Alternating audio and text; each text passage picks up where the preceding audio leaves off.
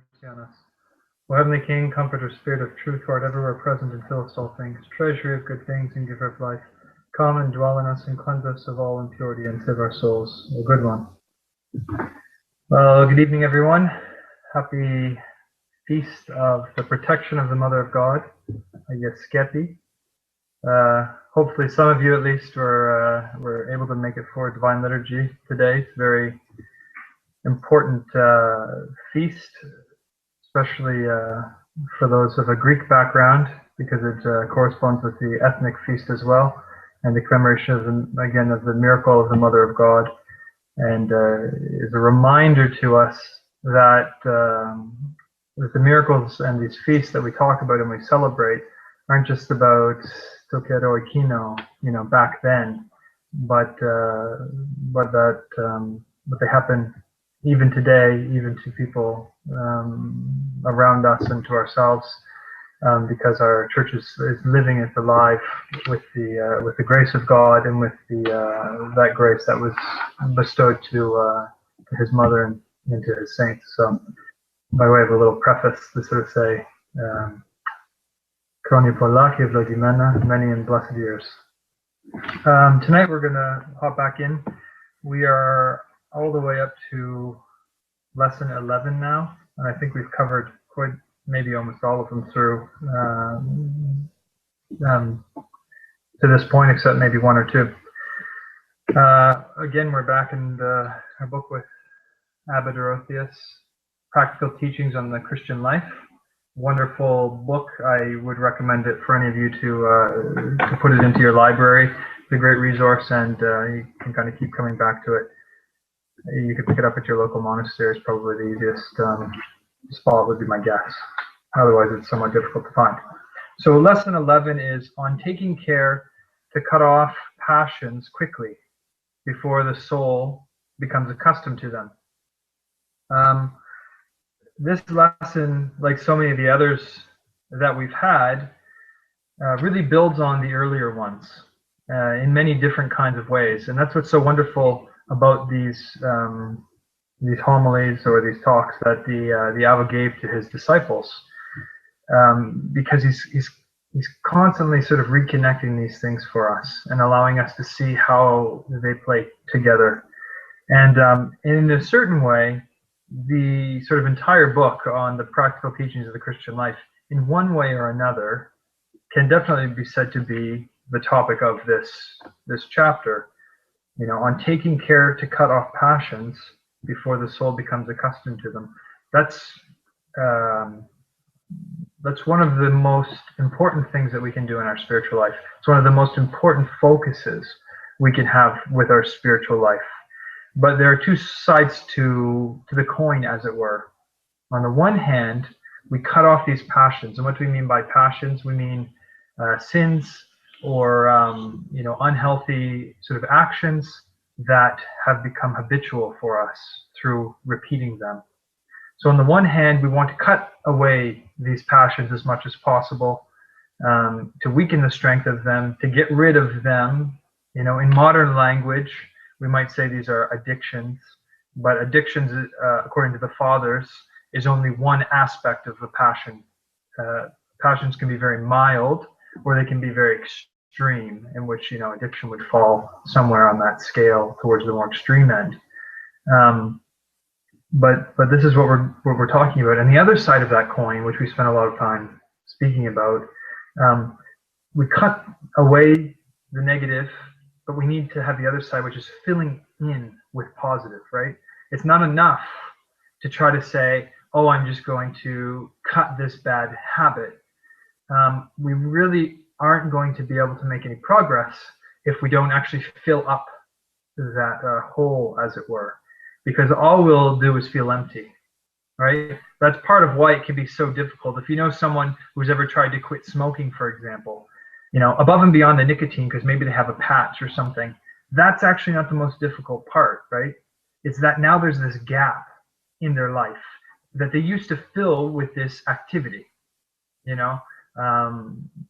I know someone who quit smoking because the way that they quit smoking was After supper, they were always accustomed to going out for having a cigarette after supper.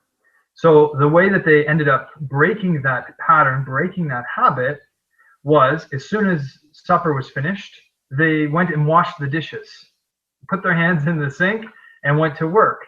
And through that sort of repeated action, eventually they filled in that hole that was created right in that space, in that activity, with this other activity. And it was a means of moving forward, getting past it. So when we're talking about cutting off the passions tonight, we have to remember all of these other things that we've already been talking about, and we want to take those and we want to fill it in. All right, and we want to put in the virtuous actions in order to fill in that hole that's in our lives, that's been made by cutting off of the passion. If we just do the one, we really won't be successful. So Abba Dorotheos begins, and he gives us a nice example, and I'll read it to you because he's going to sort of continue it throughout, more or less. He says, "Brethren, fix your mind on these matters, and take care not to neglect yourselves, because even a little negligence brings us great dangers. I once visited a brother and found him recovering from an illness. After some discussion, I was informed that he had been alone with a fever for 7 days. In spite of the fact that a further 40 days had passed since the fever left, he had still not fully recovered. Can you see how tiring it is, brethren, when someone falls into an abnormal predicament? A person usually disregards a small disorder, not knowing that if he suffers some injury to his body, and especially if he is sick, he needs much time and effort before recovering. That humble brother had a fever for 7 days, but did not manage to recover even after so many. It is rather similar with the soul. A person commits a small sin and spends so much time sweating blood before it is put right. In the case of bodily sickness, there are several causes, and he'll kind of go on. But I think he makes this sort of wonderful point, and I think if we use this sort of medical example and think about it in our own lives, think about this when you get a cold, right? And you're sick and you're out of work, say, for a day or two. But it's another week, right? Another week and a half. I just went through this. I was sick for a few days around Thanksgiving, maybe 1 or 2 days. And yet it was still another further week. I'm still coughing and still getting tired, easily, and all of these kinds of things. Think if you've had to have a surgery, right? Okay, you had the surgery, you corrected the problem, maybe. But the arm or the leg or whatever, the area is still sensitive, and it may be sensitive for a long time. Have you ever broken an ankle? I know people who break ankles or joints or things like that tend to have continual problems with that, joint for the rest of their life, right? It's weaker. They tend to twist it more. They have other breaks. This is what he's talking about. But what he's trying to say is, now think about this in the spiritual life. Now think of this on the spiritual plane. Because oftentimes we're certainly in our culture, which is why I think this is an even better example, maybe than even in his culture. We're so medical conscious, right? So bodily and illness conscious, germ focused, all these different kinds of things, and taking care of our health and all this. And yet we're, at the same time as we're so conscious about physical bodily health in our day, we're the sort of least conscious about spiritual health. Kind of this ironic, parallel. And I think that's what, there's a good reason for that. So he's saying, look, pay attention to the spiritual illnesses too. And he covered this, right, in On the Conscience. He said, it's in the little things that we either move towards becoming saints or move towards becoming devils, becoming demons. Not literally, but by our actions, right? Move towards heaven, move towards hell. It's in the little things. God does not expect perfection from you right now. I mean, he does in the sense that we strive for it in all of our actions, right? But he doesn't expect you to be Panagia tomorrow. He doesn't expect you to be a great saint tomorrow. He's there walking with us. It's a process. And it's the same thing here. But what Abba Dorotheos is putting before us is we need to learn to become sensitive to this, right? And his whole point, as he'll develop throughout the rest of the thing, is because these little wounds, when we don't pay attention to them, basically they get infected. And once you get the infection, it takes a whole other level of care in order to solve your problem. So what before you could have taken care of if you had just been attentive, now you actually have to go to a doctor, right? Now you actually have to go get medication or antibiotics or something like that. And this is what he's talking about in the spiritual life here. Now, he says the interesting thing is when we talk about medicine, right, we might say, well, I went to the doctor and he gave me the wrong prescription, or it was a prescription that didn't work, or, you know, the doctor I had, you know, wasn't that smart, or whatever, right? We can't say that in the spiritual life. And he'll go on to tell us why, because Christ is our physician. And the prescriptions that Christ writes for us are always going to be perfect to our situation and to our condition. And so he writes, he says, we cannot say that the doctor, in the case of the spiritual life, is inexperienced and gave the wrong medicine, because Christ is the doctor of our souls, and he knows everything and gives the proper prescription for every passion. For vanity, for example, he gives the commandments concerning humility. For love of pleasure, continence. For avarice, he prescribes charity or almsgiving. In brief, each passion has a suitable commandment that is the right medicine for it. Therefore, the doctor is not inexperienced, and also the medicines are not old or ineffectual, since the commandments never become outdated. The more they are applied, the more they are renewed.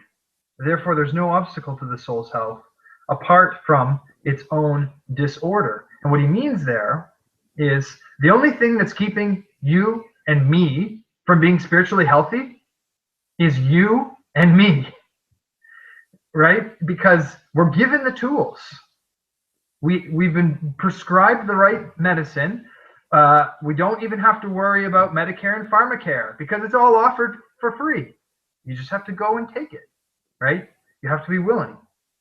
And we can overcome these things. But another wonderful thing I think here, where it talks about these sort of prescriptions, right? You have vanity, you're given humility, you have this, you're given that. I think this also underscores the importance of having a spiritual father, right? Who's like your family doctor, who knows your particular condition. Because it's one thing to say, okay, this person has vanity, well, they need to be humble. But what is that going to look like in my life, right? Oftentimes I think we struggle with that. It's like, okay, I get I should be humble, but I don't know where to begin. And that's where having some real practical guidance from a spiritual guide, your spiritual GP, can be there, or family doctor can be there to really help us figure out how to put this into practice. Okay? So let's take those two things to heart right from the beginning. Small things we need to clear up these small infections before they get out of control. Right? That's what sin is. And two, we have the prescriptions, but we need to be willing to take it, even if it tastes bitter, right? Even if it requires a lot on our part. It's there for the taking. And the fruit that we'll receive from that, the health, the transformation, will be something that will far outweigh the little bit of effort that we put into initially in order to get to that point. So he goes on, right? Because this is about warning us. This is about waking us up. This is about calling us, to be attentive. And he says, let us take care then, brethren. Let us be vigilant while we have time. Why do we neglect ourselves? Let us do something good so that we might find help in time of temptation. And this is great for us, right? In our culture, right, what I'm about to read, that is so distracted, that we're pulled by 100 different things. We're constantly on our phones. We're constantly on the internet. We're constantly playing on Facebook or checking our email, all of this kind of stuff, right? You may be thinking about that right now as you're sitting here. This is the kind of stuff that takes over, let alone all of our real responsibilities. He says, why do we waste our lives? We hear so many things, but we do not care, and we're disdainful. We see our brothers carried off from our midst, but we're not vigilant in spite of the fact that we know that we're approaching death, little by little. Look, from the time that we sat down to talk up till now, we have wasted, he says, 2 or 3 hours of our time. Okay, in our case, we've wasted maybe 15 minutes or something, right? In the sense that We're approaching death. This time is gone, and we can't get it back. And that's why it's important. And so he sort of reads this quote: if a person loses gold or silver, he can find some more, but the person that loses time cannot find some more. You know, I think in many ways, at least reflecting on my own life, this is the hardest thing to do, right? How do we keep that zeal? How do we keep this willingness and desire to actually do something, to want to change, especially if we find ourselves becoming discouraged? It's like, okay, everything seems so heavy. It seems so tough. You know, I keep trying and I keep failing. All of this kind of stuff, right? And we get into this sort of this tendency to discouragement maybe, or just apathy. And what he's trying to do is say, wake up. Like, we need to say that to ourselves. Wake up, right? We need to look around. Think about the people who died today in a car accident. It might be you or I, probably not me because I'm not going in my car this evening. You know, but we can be taken at any moment. And this is what he's pointing out. And we all know of situations. We've all heard of them, right? Where this happens in a moment. And he's saying, why don't we think that it could be us? You know, he's saying, use these things. Let the sacrifices of these people who have gone through these things be a means for us to live our life more seriously, right? We can honor these people, you know, by learning that lesson and holding that before our eyes, not in a morbid way, right? Like the fathers talk about the remembrance of death. Think about your death every day. And they don't mean it in a morbid way. Because if you thought about your death in a morbid way, what would you do? Well, you wouldn't go to work probably. You know, you wouldn't worry about how much money you had in your bank account. You'd be going to the local, you know, the closest, you know, shopping center or the next travel agent that you saw, right? You wouldn't be thinking about these things. Or worst of all, you just hide under your bed and wait for the end. That's not what the fathers mean, and that's not what we mean when we talk about focusing on death. When they say it, they mean seize the moment. You know, remember that we don't have infinite amount of time here, so let's do the best that we can with it. Let's not put it off all the time. And this is sort of what he's encouraging us to do here.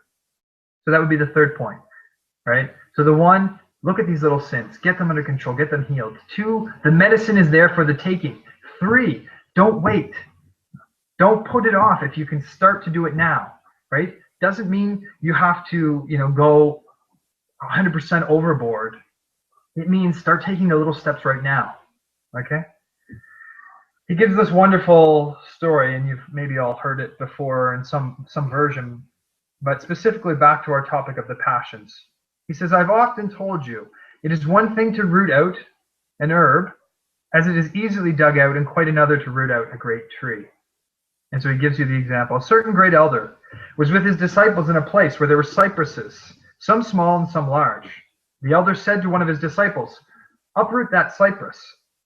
It was a very small tree, and the brother uprooted it with just one hand.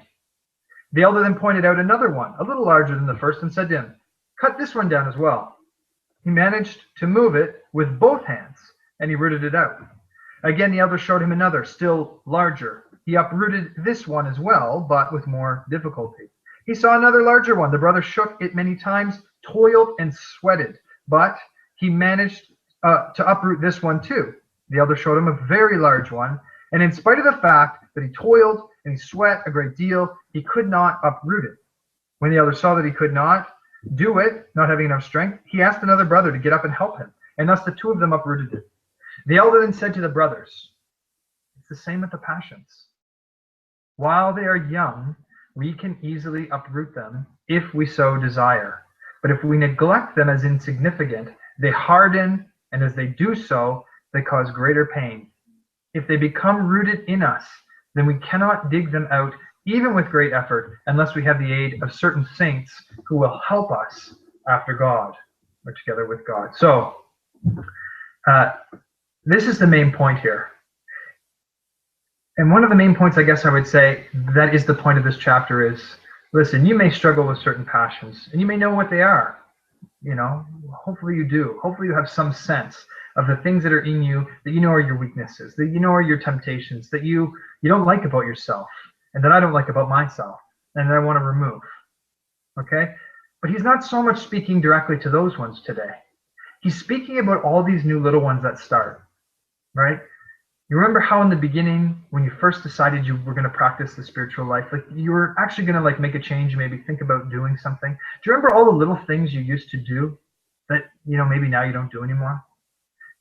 All of the little ways that you were excited about your faith or were excited about the spiritual life, the ways in which, maybe, you ate a little bit less food on a fast day, just because, you're sort of excited, or you went to that like extra paraklesis service, in August, and you sort of had that, right? And maybe since then you sort of noticed you start slipping away from that. This is what he's talking about. He's talking about these little things that we start to fall into, right? So instead of, doing my prayers, which I used to do, now I've got in the habit of just putting on some television before bed or in the evening because I'm really tired. And it might be small right now, right? These little things that are just there. But those are the things you should go after. And you should go after them really hard, right? Sure, the things that you have that are really difficult, those are going to be tough for you. But look in your life right now. This is what I would sort of encourage you to do, for all of us to do. Look into our lives right now. Find those things that you can feel yourself starting to be drawn to, these little things that are starting to develop, and go after those viciously, right? Don't show them any mercy. These ones you can go after because you don't care about them yet. You don't love them like your own body yet. That's the difference between a real passion. When you develop a real passion, it's like your own body. And so to cut it off is like cutting off a limb, right? It's like plucking out your eye. That's why our Lord uses that example. But what we're talking about here tonight, watch out for these little new ones that are there. Watch out for how your passions that are already there may be starting to spread their roots. Cut off those roots. Don't let new trees start to creep up around it, right? So if you have a problem with, food, be very careful with the things around that. For example, like losing your temper or vice versa. The fathers talk about these things being connected, right? If you have trouble controlling your temper, you're probably going to have trouble with food, and you're probably going to have trouble with lust and other things like that.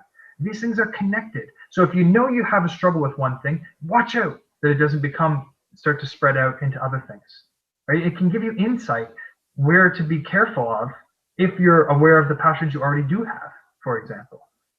If you know that you get stuck, playing hours on the internet, then, set things up so that it's not easy for you to end up wasting and falling into the black hole of, Google, where you just kind of fall down the rabbit hole and you're like Alice and you're lost in Wonderland, right? You can arrange your life in such a way, in the way that you do things, that these things will be less of a temptation for you. If you know when you go out to this certain place, you're tempted to do certain things, well, avoid those places as much as possible. Minimize them, right? Or if you go with friends, or if you do, things like that. Like there are ways. This is what we're sort of talking about here. This is what he means by uprooting them when they're small. He'll go on to sort of say, okay, well, here's practically then some of these little steps we can take, to be attentive. He says, the fathers told us how we should purify every part of our souls. A person should examine himself every evening as to how he spent the day, and again every morning as to how he spent the night. Of course, he must repent about those matters in which he has sinned. Indeed, since we sin much and we forget easily, we should examine ourselves every 6 hours as to how we spent them and in what way we have sinned. It seems kind of silly, and sometimes we feel like it's a little bit morbid, right? But it's a really great habit to get into, to be thinking about how your day went. What went, not just what your sins were, what went bad, but what went well, right? What worked for you today? If you felt excited about something in your spiritual life, or if you were happy about something in particular, what was it and why, and how can you repeat that the next day, right? Or if it was a situation where you feel bad about it because you didn't do so well, okay, what was that situation? How did it arise? How can you avoid it the next time? If you think about these things in advance, and this is what he's talking about, not only do you get better insight into who you are as a person, right, which makes it easier for you to relate to the people around you, but you can actually maximize these positive things in your life, which, we all want, and you can minimize these negative things. If you know, whenever you are around this particular coworker at work, you start having all of these awful thoughts. Well, maybe you can arrange things to avoid them more often, right? To not go to the same lunchroom, or instead of on your break going and hanging out at the water cooler, cliche, whatever, maybe you can go for a walk or something, right? These are things you can kind of think about, but you need to be creative about it in your own life. And, with this sort of in mind. So this is sort of what he's talking about. This thinking about your sins every day, and thinking about the ways that you've done well every day, is really easy to forget to do. Try to get into the habit of doing it, right? It's the more you do it, the more you make it a part of your routine, the easier it is to do, the more insight you'll have into yourselves. Boy, to see the way in which the fathers speak about self-knowledge and how important that is. I mean, ultimately, that's what humility is. When we're talking about humility, what we actually mean is self-knowledge, who we actually are before God, first of all, and before the people around us, right? Doesn't mean we're comparing ourselves all the time to the people around us, but humility isn't about saying, I'm a bad person, I'm a bad person, I'm a bad person, right? It isn't about putting yourself down. It's not about low self-esteem. It's about knowing yourself realistically, and because you know what your weaknesses are, and because you know what your strengths are, you have a realistic view of yourself. You have a humble view, right? You don't get puffed up to think you can do more than you can do, and you don't sin against God by pretending you don't have any gifts, because God's given all of us gifts, right? That's just as bad a temptation to say I'm no good as it is to say I'm the best, right? And so we want to walk that middle ground between these things, and this will help us, by thinking about these things.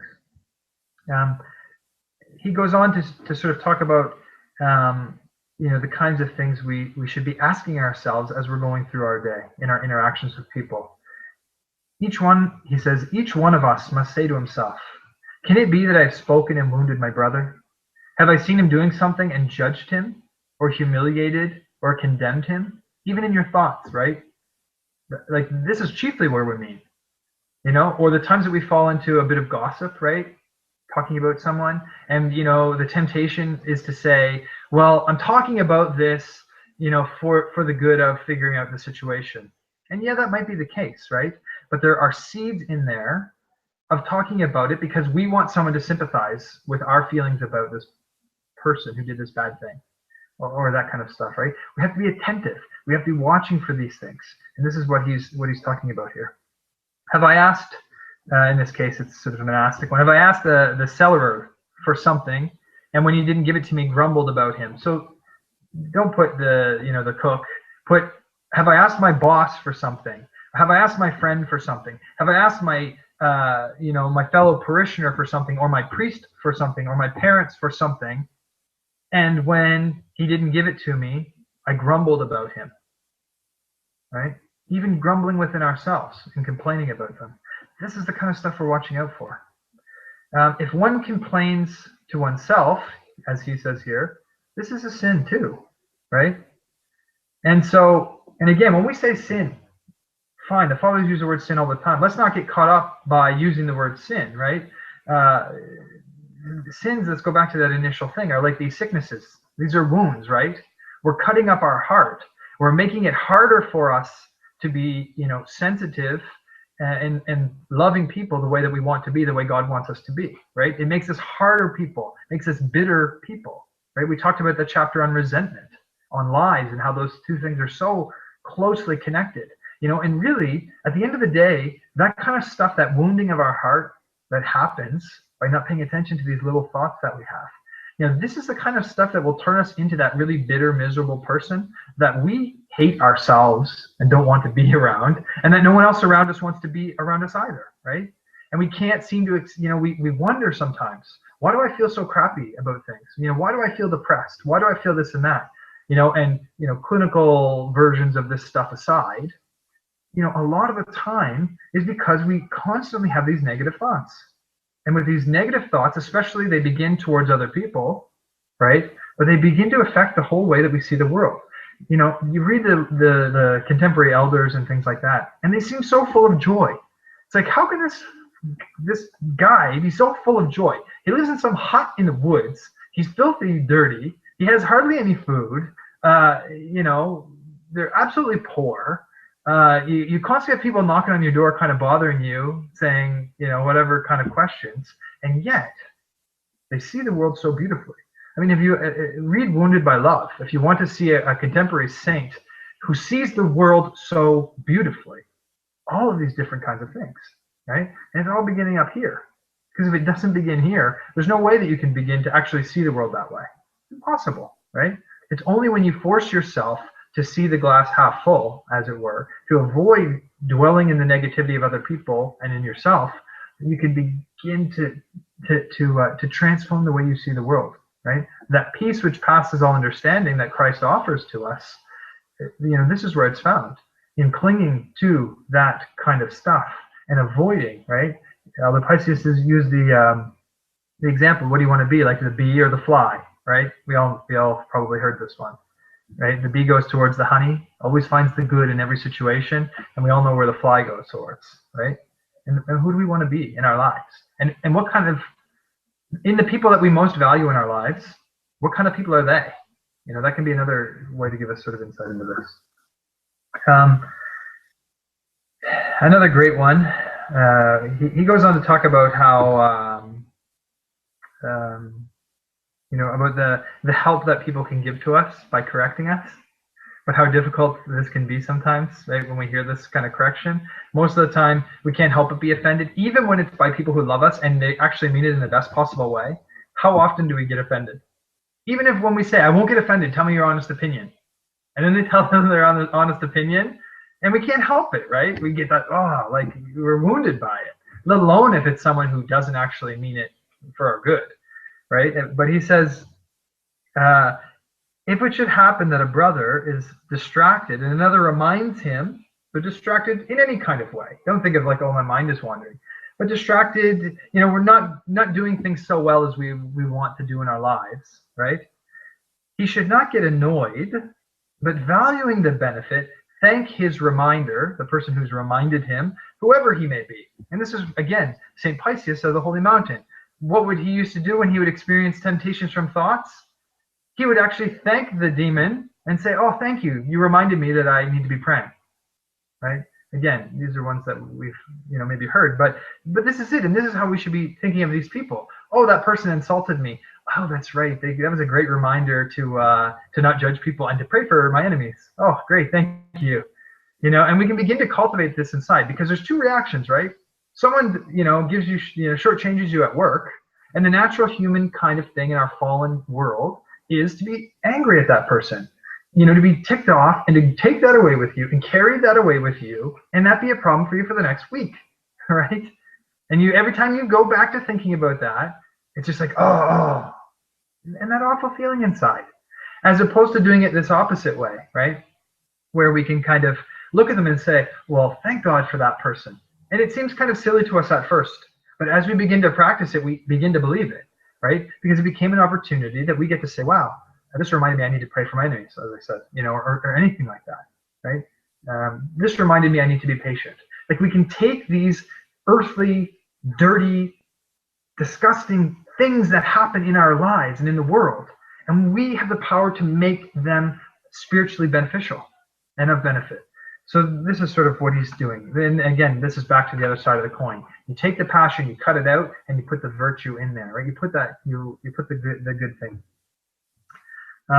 He goes on to, I'm just going to sort of hop around. He gives a lot of stories in this one. They're really wonderful, right? He talks about the brother who developed the passion of stealing, and you know, and it just began with, you know, if it comes out, why are you stealing? Forgive me, Father, and pray for me, because I steal and eat. He had confessed this. He said, and Abba Dorotheos says, why, do you feel hungry? And he says, yes, I do not get enough with the brethren in their refectory, and I cannot ask for more. He was ashamed to ask for extra food. So Abba Dorotheos says to this monk, he's like, don't worry about it, okay? I'll talk to the cook, anytime you need extra food in between meals, if you're hungry, you go on and you have my blessing and the blessing of the cook to take it. Don't worry about it. So he goes into his eye. And Abba Dorotheos comes to him and says, so how are things going now? You're better, you're not stealing anymore? And he says, actually, no, I am still stealing. And he says, why? Is the cook not giving you whatever you want? He said, yes, forgive me. He gives me whatever I want, but I feel ashamed in front of him. I therefore said, are you ashamed before me? And he said, no. And he says, okay, so come to me from now on then, and I'll give you the food. And some more days go on, and the monk begins stealing again. And in great sorrow, he actually comes to the Abba. And each of these times, he's been coming to confess this. That's what the amazing thing is here, right? This isn't like the Abba discovering this or someone else in the monastery. He's confessing this to him. And he comes to him the last time, and he says, look, once again, I'm stealing. And Abba Dorotheos asked him, why, my brother? Don't I give you everything you want? He said to me, yes. So then I asked him, do you feel ashamed to take things from me? He said, no. He said, why do you steal then? I asked him. He replied, forgive me, I don't know why. I just steal. Then I said to him, tell me in truth, what do you do with the things you steal? He replied, I give them to the donkey. He continues, I found that he stole morsels of dry bread, dates, figs, onions, basically anything he found. He hid some under his mattress and some elsewhere. Finally, not knowing what to do with them and seeing some of it rotting, he went and threw it away or gave them to the animals. And he says, do you see what it means to make a habit out of a passion? To take this action that we're not doing so well, and through repeated action, get so locked into the habit of it that we don't even know why we do it anymore. We don't even take any pleasure from it anymore, right? And this was a passion that he was confessing, and he was still struggling like this, right? And this is just sort of the warning. And I think what's nice about this image is because it seems ridiculous to us, because most of us, we can't imagine stealing food, right? We're a pretty well-fed culture as far as cultures go, right? We're not in that kind of situation. There's a lot of different kinds of passions in our life that we do and don't even realize that there's a problem. And if someone brought it up to us, we wouldn't believe them. I don't have a problem with that. I just do it because I like it, right? How many times do we say that even within ourselves? It's not a problem. It's just I really like it. Well, that's what an addict says, right? That's the same language. We use the same language, right? But we feel like, well, this isn't something a person is addicted to, right? This is not like, I'm not a drug addict. I'm not this, I just like to spend my hard-earned money. It's my money. Why can't I spend it? Whatever the thing is, it's my time. Like, I'm not addicted to watching television. I mean, I could stop, but I just don't want to. Like, I could fast. I mean, it's hard, but I mean, I could. I'm not a glutton though. Right? I mean, this is what we say to ourselves, and this is why I say self-knowledge is so important. Because when we have that self-knowledge and we really see what's underneath there, and we challenge ourselves, right? Part of fasting, go challenge yourself. You say you could do it if you wanted to, right? Try it out. Right? That's why the fathers give us fasting. It's like an easy way to give us a test of how dedicated we are to some of these things. And it's just an easy, obvious example, right? And yet, so often we don't do it. And we're not even saying don't eat, right? It's not like go without food. It's like just eat these kinds of food just for on this Wednesday and on this Friday. And we just can't bring ourselves to do it, right? These are sort of simple things, but they actually speak really deeply if we really are willing to look at the ugly truth behind some of these things. And I'm just making an obvious one like fasting. There's a lot more kind of, unfortunately, we have a lot more sort of sinister ones within ourselves.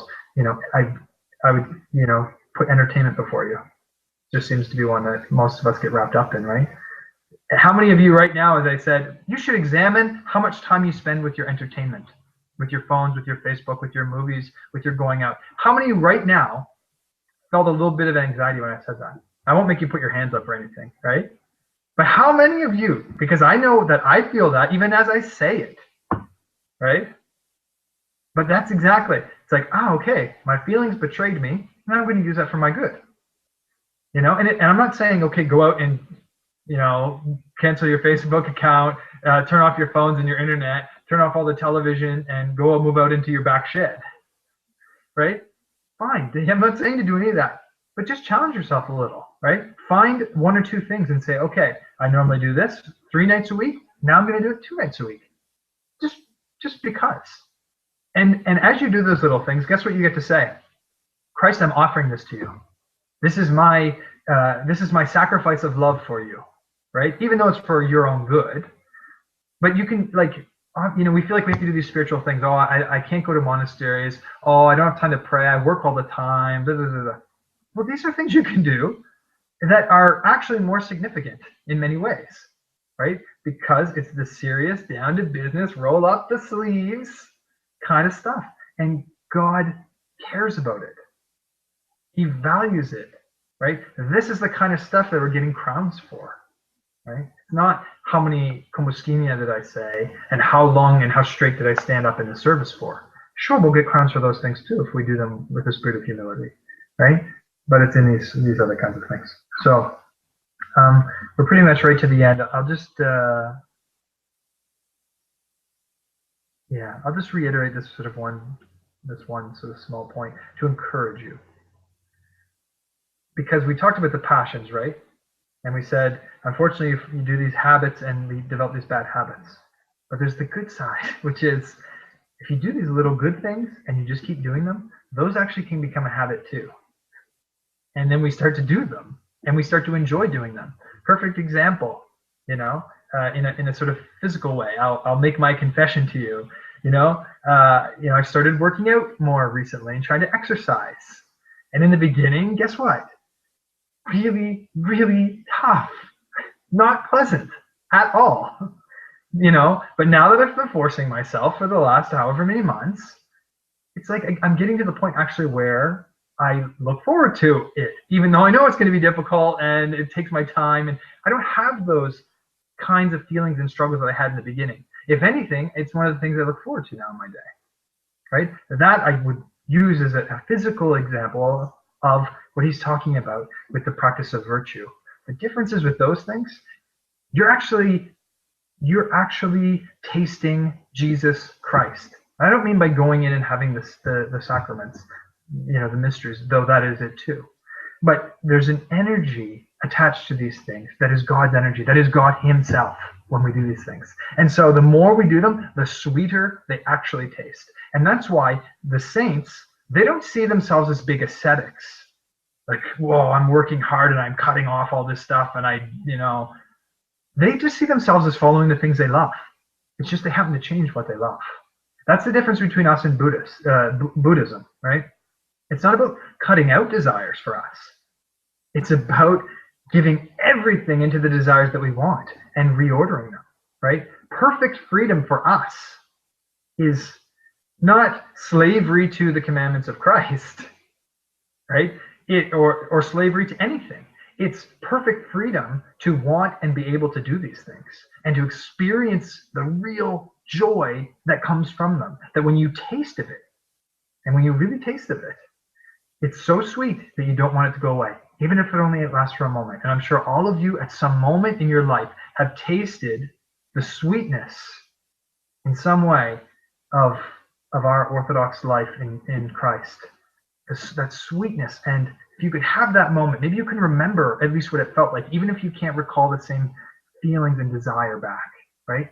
That's what we're aiming at, having these good habits that will suddenly transform our whole life. And then it becomes easy to do these things that before felt difficult, right? That's so let's develop, passions for virtue, as it were, but these good habits towards these good things. And then he sort of gives us the final encouragement. Even if as humans, very last sentence, or last 2 sentences, even if as humans we're defeated and we fall into sin, just let us try to get up immediately. Let us repent and cry before God's goodness. Let us be attentive. Let us labor, and God, seeing our will, our desire, and our contrition, will give us a helping hand and will grant us his mercy. Amen.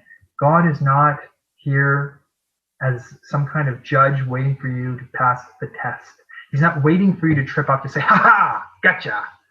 That's not what he wants, right? He's there encouraging us at the end of the race, saying, keep going, you're almost there. You're right at the finish line. You're right here, and here's the crown I have to give to you, right? And he's encouraging us in that way. So if we can even think of this subject, which may seem a little bit negative, if we can think of it as this positive of this race towards our Christ, of transforming our entire lives, not in heaven. You know, we get this accusation, Christians, oh, it's all about having good things then. No, it's not. It's about having transformation in our lives now, and tasting that and experiencing that, and being able to be lights to give that to other people around us. So that's probably all that I have to say for that this evening. If you have any questions, I'm more than happy on this or other topics, but we have the opportunity with the words of such a beautiful saint.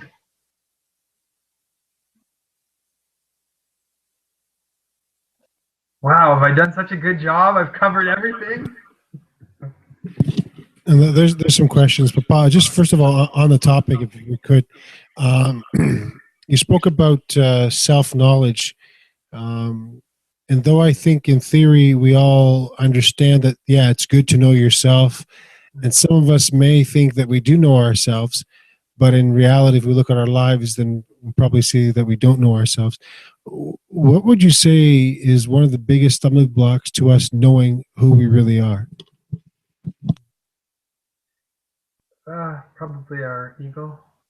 I mean, it might seem like a straightforward answer, but it's certainly, or simplistic answer, but it certainly is the answer of the Holy Fathers, right? You know, a lot of the times we're not really, I don't think we're really willing to face what we might look like because we're afraid what that might mean. You know, we create, our whole lives are spent creating pictures of who we are, right? We try to paint nice icons of ourselves before we go out the door, and that's all that we want people to see. And on the one hand, that's good, right? We are trying to put our best foot forward, but a lot of times what started out as us trying to present an icon of ourselves, the best of ourselves, no longer is an icon, but actually becomes a mask. And then we become very afraid of anything that might threaten or crack that mask in the eyes of other people. You know, okay, I'm Father Matthew the priest. People know me as Father Matthew the priest. And Father Matthew the priest couldn't possibly let on that he struggles with, you know, certain things, because if he did, well, what would people think? And, oh, it would cause this problem, or it would cause that problem, or, you know, or this and that. And again, on the one hand, yes, we ought not to be airing out our dirty laundry, as it were, to just anyone at any time, right? There's a time, there's a place, there's things. But if I'm become so worried about this picture that I made about myself, I won't want anyone, even those closest to me, even my spiritual father, even anyone, to see behind that mask. And the more I do that, the harder it is to remove that mask. And then I actually start thinking that God doesn't see behind that mask. But of course God sees. He doesn't, you know, he sees us as we are, right? And so the first step, I guess I would say, is, you know, it's hard. We're constantly selling ourselves. That's what our life is about. You're the best. You can do anything you want, right? You can all reach the top, right? You're the right one for the job. You and not that person. You're going to tell me right now why you deserve it and not this person, right? And all this kind of stuff. This is the world we live in. And unfortunately, we participate in it quite a bit. It's not all negative, as I'm saying. It is right to present the icon of Christ, the icon of ourself, as it were, to the world. But we get held up on having that mask cracked. So that would be sort of my first thing, the ego, right? Don't want people to think less of me. And we need to get beyond that, right? At least we need to get beyond it with certain people, like at least our spiritual father in confession, right? You want to experience grace, you want to feel the love of God, you go in and you shame yourself in your confession, and you will experience so much grace. Don't sugarcoat it. Go in. You know, I, at least in myself, referring to thinking of my sins, I often want to say, this is what I did, and explain it in such a way that doesn't look so bad. And it's like, no, pull back. Stop yourself. Think of it in that ugly way that when you first thought of it, you kind of cringed, and say it that way. Let them see it. You will experience so much grace from that. So much grace. Because the mask, you get to take it off, right? And so much grace. So that would be one place to begin, right? And also try to do it with yourself. Do it before God, at the very least, every day. As you think about, how did I really spend my day? Not how did I want to. Not how did people think I did. What did I really do inside? And try to be really honest with yourself. That would be a first step, I guess I would say, Nico, if that helps. And just to follow on that, maybe this is a harder question. Two-part though. Why do we do that? Why do we have that fake mask or the ego? And how, you touched on it a little bit, but how do we get rid of it? Why? Well, some of the reason why we have the mask is, because human nature is fallen. But we can say, okay, well, we're baptized members of the church, so we're not like other human beings. We are actually united to Christ in a way that other people aren't. We actually partake of God in a way different from the rest of the world. They also partake of God, but in a way that is different from how we do. We're part of his body, not just as an image, literally. But we have these little passions that have gotten in the way and gotten in the way and gotten in the way, right? And just like he talked about it as a tree and it getting harder and harder, well, that's part of what this mask is, this hardening of this mask. So, I mean, that's part of the, I think the why of why we do it. The other why of why we do it, is a more sort of sensitive side, but it's part and parcel, which is, we don't necessarily, deep down, we don't necessarily like what we see. There's always parts of us that we don't like. We don't want other people to see those things because we're afraid that what that means. It means I'm not lovable, right? It means I'm not someone that other people are going to want to be around. And I don't, in any kind of way, I think it's this fear and this desire to be loved. We all have this, right? It's a part of us as human beings. We're actually beings designed to love. That's why God created us. That is why we live in this world. That is why there is the possibility of evil in this world. That is why bad things happen. All of it is because we are beings designed to be capable of love. But in that capability of love, there's that fear that we won't be loved, right? And I think it's human and natural to have that fear. So, I mean, I think all of that is wrapped up with it. And that's part of it. Rejection is as much a part of it as, wanting, like as passions, as vanity, or as all this other kind of stuff. It's vulnerability as much as it is, the other side. Thank you. How to deal with it. You have to just examine yourself and be honest. The confession one was probably the how to begin. I guess I would say for Orthodox Christians, that's where I would probably begin. Hello, Father. Just sort of a follow-up comment to that. Sure. A while ago, I wrecked my back really bad and was basically stuck in the pain. And a friend of mine kept coming over every day to see if I needed anything and how I was doing. I was convinced I wasn't making progress. But he kept saying, well, you couldn't do that 2 days ago, or you couldn't do this 2 days ago. And I think that's part of the benefit of having a spiritual father as well. When you're mired in the middle of it and you're convinced you're not making any progress or anything like that, he can, give you a little, hint about what's really going on and stuff. Yeah, this is a very insightful point, because if you haven't noticed yet in the spiritual life, you will at some point. The further you go along in the spiritual life, the more you're going to feel like, man, I suck. Like, I haven't done anything. It's like, wasn't I better in the past?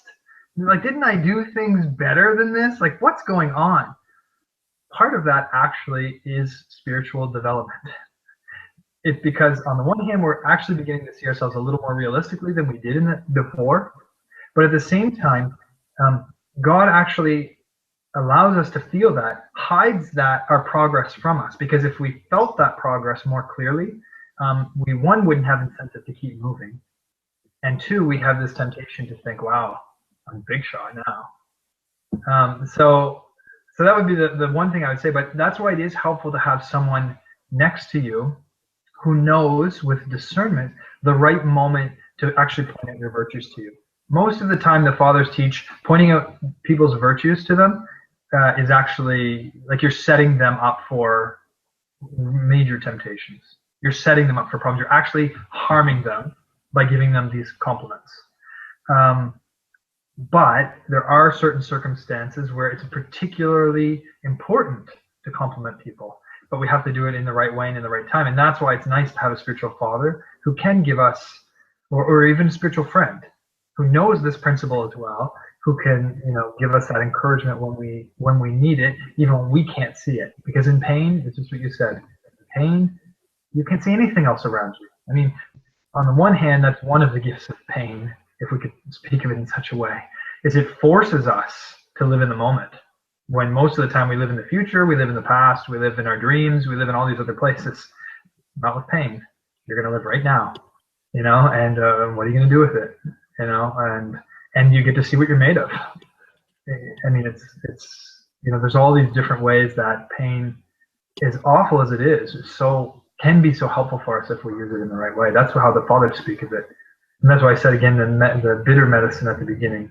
It's not easy. I don't want to give you sort of a trite, well, it's good for you, toughen up, no pain, no gain.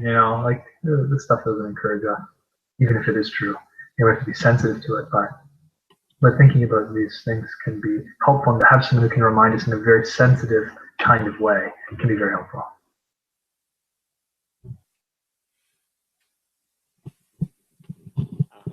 Hi, Father. Hi. Most of the time on Sundays, there's memorials, and I've noticed the person or family that's mourning the person that passed away, they sit on the left side of the church, and most of the family members have a candle lit. And I could be wrong, but a couple of years that passed by, I noticed that some churches, literally everyone in the church has a candle on the memorial. So it's not just the family that has the candles, but now every single person in church has a candle lit. And I noticed this a couple of weeks ago because there was a church that has a second floor, and I was just above the church, and it was like Vefte Lavete Fos. It was like Pascha. Every single person had a candle. And I'm like, are we celebrating the memorial person that for 40 days, or is this something new, or is this an Orthodox tradition, or is this superstition? Maybe the family thinks that just because every single person in the church has a candle lit on the memorial, is this person going to go to heaven? Like, is this an Orthodox tradition? Because I noticed a couple of weeks ago, the whole church was completely lit with candles, and it's like Pascha. So I don't know if this is right or wrong. Just maybe you can tell us about it a little bit about there. And sorry if I scandalize anyone. No, I mean, it's a fine question. This is what we're here to do, is ask these kinds of questions. I have seen this in some places. I don't know how common it is. Maybe more common in certain churches or certain local churches. I don't think there's anything sort of inherently wrong with it in terms of the people having candles, because on the one hand, it's never particularly unfitting to be thinking about the resurrection when we're praying that a person be resurrected. There's no guarantee, right, for anyone. But when the church offers memorial prayers for the person, they are offering them for the benefit, and the progress of their soul towards God. And so, that side of it isn't necessarily a negative aspect. And even when you think of, why do we light candles in church? So maybe if it's not symbolizing, the resurrection or, a claim like that, Pascha or something like that. We light candles in church because they're prayers, right? You say a prayer for someone, you light a candle. And so maybe the family is, kind of giving people the opportunity to sort of have that visible reminder, to be praying for their loved one or something like that. I mean, I don't think it's necessary. I don't think it's something we should worry about at the same time. The other thing is, again, we have to be careful in terms of, to do things with the sort of proper sort of reverence, modesty, and not go too wild with different things. I'm not suggesting that this is or isn't, but I mean, we need to bear that principle in mind that St. Paul says of doing everything with good order. But from that perspective, I think as long as as long as the church is fine with doing that, and that's the local parish's own tradition. We have local traditions for local churches. So the Greeks have certain traditions, and the Russians have other ones, and the Serbians have other ones. But even local parishes have their own local kind of traditions as well in different kind of ways. And I think that actually can be a beautiful part of Orthodoxy. Depending on, again, as long as it is done properly, as long as it isn't in contradiction to other practices of the church or things like that. I think we have a certain room for flexibility there, I guess is what I would say. So, navato kalo logismo, as we say, to put the good logismo, the good thought, we could say, well, yeah, I mean, it recalls the resurrection to us. It recalls that we ought to be praying for these people. And it doesn't matter if everyone in the entire city lights a candle.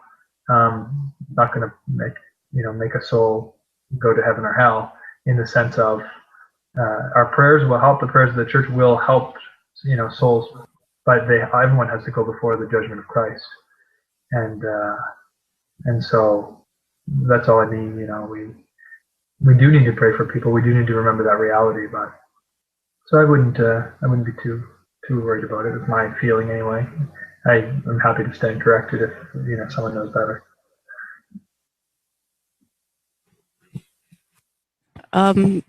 Hi, Father. I have two questions, if it's okay. Sure. The first one is, oftentimes we'll hear about, like a young teenager that was murdered in his community or whatever, and everybody gets together at the site where he was murdered, and they have a vigil, and everybody has their candles. And is all that in vain? Does that count for anything?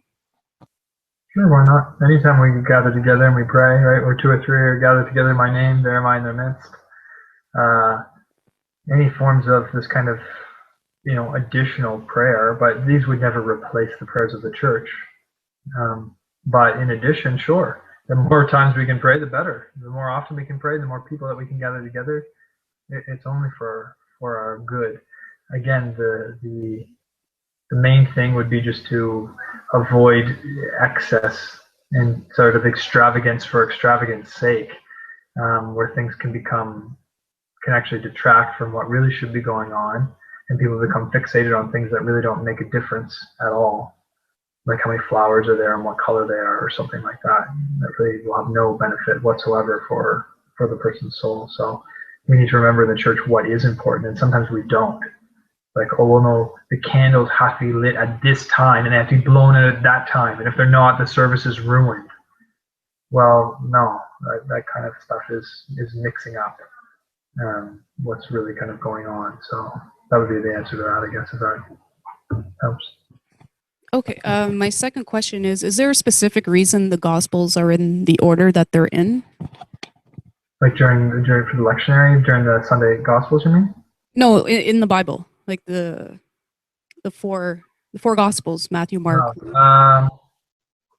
I don't think so. I mean, I can't think of it. I mean, the thing to remember is that initially these weren't all collected together. It's not like they sat down and wrote a big book in one shot or whatever, right? These were all disparate letters, which is why we have, St. Paul's letter to the Corinthians, St. Paul's letter to the Thessalonians, epistles of this and that. This is what they literally were. And they would be read over and over within the church, in the particular church community of the time, for the edification of the people.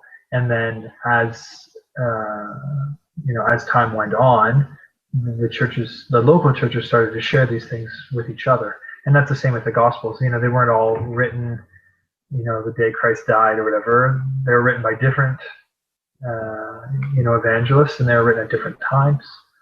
And it was more of an organic kind of thing, mainly for believers, actually, as I understand it, even more than for non-believers. It was more like, okay, we've heard all these stories about Jesus, we've been talking about him. It'd be like me talking to you all about Abba Dorotheos, and then you finally going and getting the book, kind of thing. So it began more organically, and then they collected them together. So why Matthew, Mark, Luke, and John in that order, followed by the rest of the Acts, Romans, and the different epistles? I don't know if that's probably just by convention. I don't know of anything that I've ever read in the Fathers that specifies an order to them. Father Matthew, we have one question from online, actually, and then we should probably wrap up not to keep you too late. The question is a very good one, actually. It says, why does it seem that some people are prone to certain passions like lust more than others? And it seems like for some, it is easier to fight against these passions and be cured. So I guess the word seem is an important word there. It seems this way, but you want to comment on that? Sure. Every person is different. That would be the first thing I'd say. We have personalities, right? And you have particular inclinations in your personality, both for good and for negative. And as we saw, right, we have certain passions that are sort of treated with certain virtues and that kind of stuff. When we see a connection, well, we can see this, right?